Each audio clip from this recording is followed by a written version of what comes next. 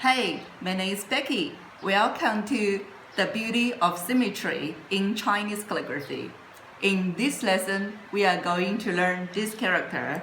In modern simplified character, it pronounced as 不 and the meaning is no or not.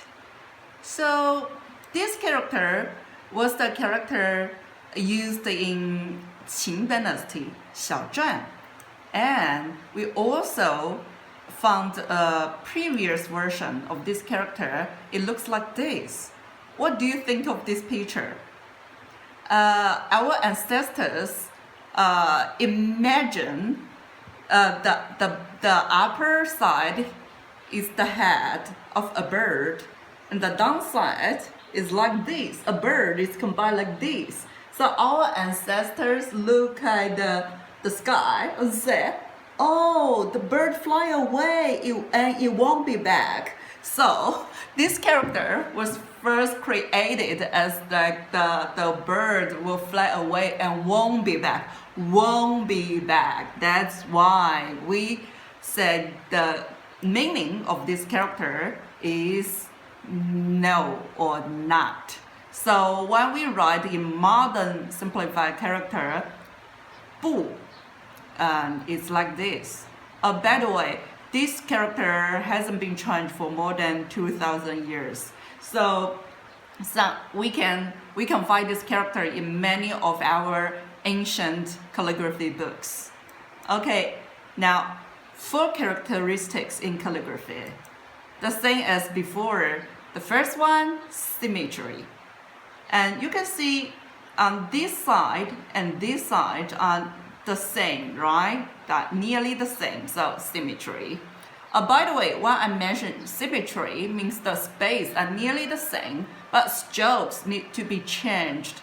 So no repeating strokes, no repeating lines is very important in Chinese calligraphy.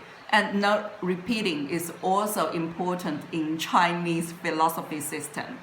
Okay, and the second one is average space. So you can see the left part and the right part is like nearly the same space.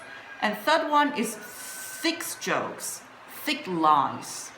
Okay, fourth one, as I said, the long lines are like the girls' long dress flying in the wind. So long lines, try to find the feeling. Okay, now I show you with a marker how to write this, the order of writing this character. But for the strokes, I will show you later with a brush. So you can see here, the first stroke is this. But you need to pay attention. It's round at the beginning. So we actually draw a circle. It's like this way. And after here, we shake the brush a while and save the power. That's why this is a bigger, because we stop here for a while and then we move to the right faster, a little bit faster. That's why the second part of this stroke is smaller. And this one we write, okay, it's like about 1/3 in the middle, but we write with 2 strokes and pay attention to the connection. So you can see the connection. It looks like it's 1 stroke, but actually it's 2. Because if you write in 1 stroke, it won't be powerful at the end. Okay, then the third one is find the middle point of this one and go to the bottom. And also, when writing with a brush, we move up a little bit and then turn around and then shake our brush, because we need to change the direction of the brush tip. So we need to shake there and then and save power. The most important thing, you always save power at the beginning of each stroke. And then come down faster. So if you run a little bit faster, and this part will be smaller. So then you can see this part save power, that's why it, and slower, and that's why it's stronger. And this part is slow, it's faster, that's why it's thinner, the stroke is thinner. And then when we come to this part, it will be slower again, and press a little bit, that's why it's a little bit big.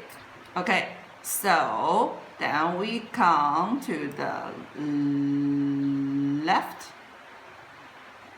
Okay, so the left part similar to this part.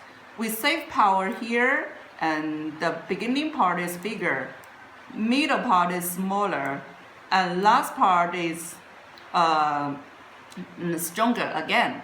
So that's because the same in every stroke. At the beginning we save power and stop for a while and find the pressure point, find the power point.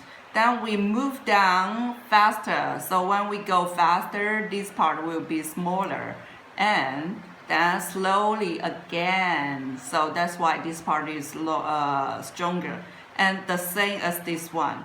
Every stroke, remember to find the power point at the beginning, then we can move. If we don't find the power point at the beginning, the whole stroke will be like just flowing on the surface of the paper. It doesn't go into the paper. But one of the most important standard of Chinese calligraphy is like 3 inches into the wood. What does this mean? 3 inches into the wood means you need to write the strokes powerfully. So, of course, you can't. We can't right now. But this is from one of the very famous calligrapher in Chinese history called Wang Xizhi. But it means we need to write every stroke very powerful. Mostly it's because of we need powerful. Okay, that's all for this picture. Now I will show you with the brush and paper how to write this character in Xiaozhuan style calligraphy.